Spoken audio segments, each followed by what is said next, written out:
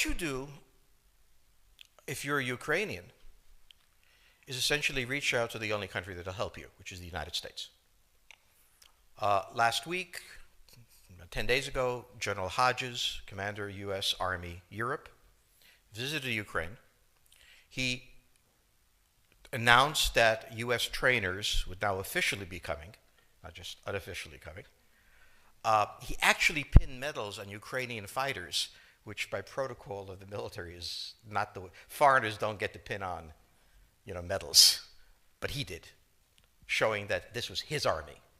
He then left and in the Baltics announced that the United States would be pre-positioning armor, artillery, and other equipment in the Baltics, Poland, Romania, and Bulgaria, which is a very interesting point. So the United States, and now yesterday the United States announced that it would be sending weapons. Tonight, of course, they denied it, but they are. The weapons will go. In all of this, the United States has acted outside the context of NATO.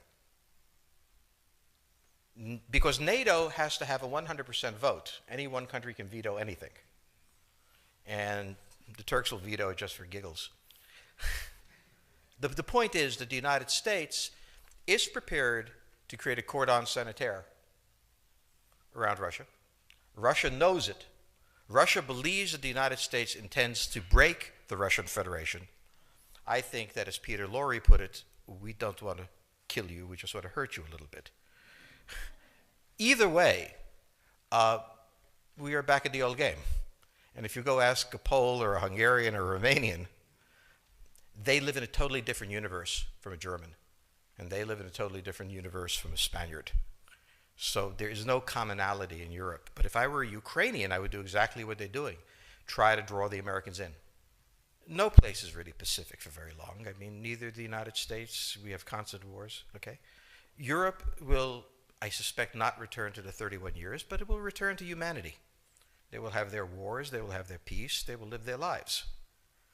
It will not be 100 million dead, but the idea of the European exceptionalism, I think, is the one suffering the first death. There will be conflict. There was conflict in Yugoslavia, and there's certainly conflict now in Ukraine. As to the relationship to the United States, we no longer have a relationship with Europe. We have a relationship with Romania, we have a relationship with France. There is no Europe to have a relationship with. Yes, the gentleman in the fourth row over here. Excuse me. By the way, I'm a subscriber. Is Islamic extremism really the major threat to the United States, and will it die on its own, or will it keep growing? It is a problem to the United States. It is not an existential threat. It has to be dealt with, but it has to be dealt with proportionately. We have other foreign policy interests. So, the primordial interest of the United States, over which for a century we have fought wars, the First, Second Cold War, has been the relationship between Germany and Russia, because united they are the only force that could threaten us, and to make sure that that doesn't happen. The United States has a fundamental interest. It controls all the oceans of the world. No power has ever done that. Because of that, we get to invade people and they don't get to invade us. It's a very nice thing. Maintaining control of the sea and control of space is the foundation of our power. The best way to defeat an enemy fleet is to not let it be built. The way the British managed to make certain that no European power could build a fleet was to make sure the Europeans were at each other's throats. The policy that I would recommend is the one that Ronald Reagan adopted toward Iran and Iraq. He funded both sides so they would fight each other and not fight us. This was cynical. It was certainly not moral. It worked. And this is the point. The United States cannot occupy Eurasia. The moment the first boot sets the ground, the demographic differential is we are totally outnumbered. We can defeat an army. We cannot occupy Iraq. The idea that 130,000 men would occupy a country of 25 million, well, the ratio in New York of cops to citizens was greater than we had deployed in Iraq. So we don't have the ability to go across, but we do have the ability to, first, support various contending powers so they concentrate in themselves with political support, some economic support, military support, advisors, and in extremis, do what we did in Japan, in Vietnam, in Iraq, and in Afghanistan, spoiling attacks. The spoiling attack is not intended to defeat the enemy. It's intended to throw him off balance. What we did in each of these wars, in Afghanistan, for example, is we threw Al-Qaeda off balance. The problem we have, since we're young and stupid, is that having thrown them off balance, instead of saying, okay, job well done, let's go home, we said, well, that was easy. Why don't we build a democracy here? This was the moment of dementia that came in. The answer, therefore, is the United States cannot constantly be intervening throughout Eurasia. It must be selectively intervening and very rarely. That is the extreme moment. We cannot, as the first step, send American troops. And when we send American troops, we have to clearly understand what the mission is, limit it to that, and not develop all sorts of psychotic fantasies. So hopefully we've learned that this time. It takes a while for kids to learn lessons. But I think you're absolutely right. We cannot, as an empire, do that. Britain didn't occupy India. It took various Indian states and turned them against each other and provided some British officers for an Indian army. The Romans did not send vast armies out there. It placed kings like,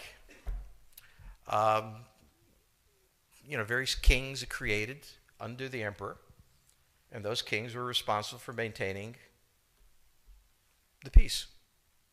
Pontius Pilate was an example. So empires that are directly governed by the empire, like the Nazi Empire, fail. No one has that much power. You have to have a level of cleverness. However, our problem is not yet that. It is actually admitting that we have an empire. So we haven't even gotten to that point where we don't think we can kind of go home and it'll be over and done. And so we're not even ready for chapter 3 of the book. The question on the table for the Russians is, will they retain a buffer zone that's at least neutral? Or will the West penetrate so far in the Ukraine that they're 70 miles away from Stalingrad and 300 miles away from Moscow? For Russia, the status of Ukraine is an existential threat. And the Russians cannot let go. For the United States, in the event that Russia holds onto the Ukraine, where will it stop? Therefore, it's not an accident that General Hodges, who's been appointed to be blamed for all of this, is talking about prepositioning troops in Romania, Bulgaria, Poland, and the Baltics. This is the intermarium, from the Black Sea to the Baltic, that Pilsudski dreamt of. This is the solution for the United States. The issue to which we don't have the answer is, what will Germany do? So the real wild card in Europe is that as the United States builds this cordon sanitaire, not in Ukraine, but to the west, and the Russians try to figure out how to leverage the Ukrainians out, we don't know the German position. Germany is in a very peculiar position. Its former Chancellor Gerhard Schroeder is on the board of Gazprom. They have a very complex relationship to the Russians. The Germans themselves don't know what to do.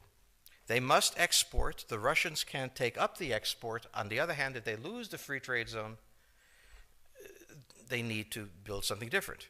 For the United States, the primordial fear is Russian capital, Russian technology, German technology and German capital, Russian natural resources, Russian manpower, as the only combination that has for centuries scared the hell out of the United States. So how does this play out? Well, the U.S. has already put its cards on the table. It is the line from the Baltics to the Black Sea. For the Russians, their cards have always been on the table. They must have at least a neutral Ukraine, not a pro-Western Ukraine. Belarus is another question. Now, whoever can tell me what the Germans are going to do is going to tell me about the next 20 years of history. But unfortunately, the Germans haven't made up their mind. And this is the problem of Germany always. Enormously economically powerful, geopolitically very fragile, and never quite knowing how to reconcile the two. Ever since 1871, this has been the German question, the question of Europe. Think about the German question, because now it's coming up again. That's the next question that we have to address.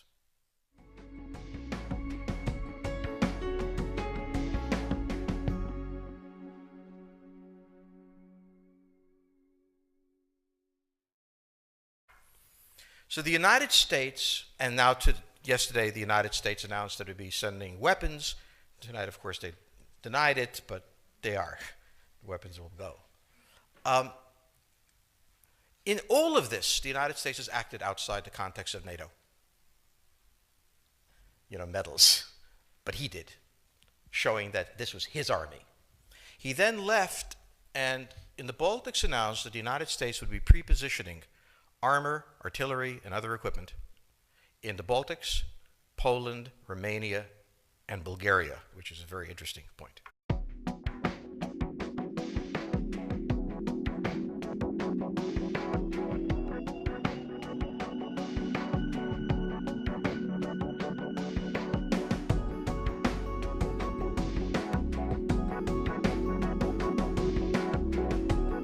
Europe visited Ukraine. He announced that U.S. trainers would now officially be coming, not just unofficially coming. He actually pinned medals on Ukrainian fighters, which by protocol of the military is not the way. Foreigners don't get to pin on. What you do if you're a Ukrainian is essentially reach out to the only country that will help you, which is the United States. Last week, 10 days ago, General Hodges, commander U.S. Army,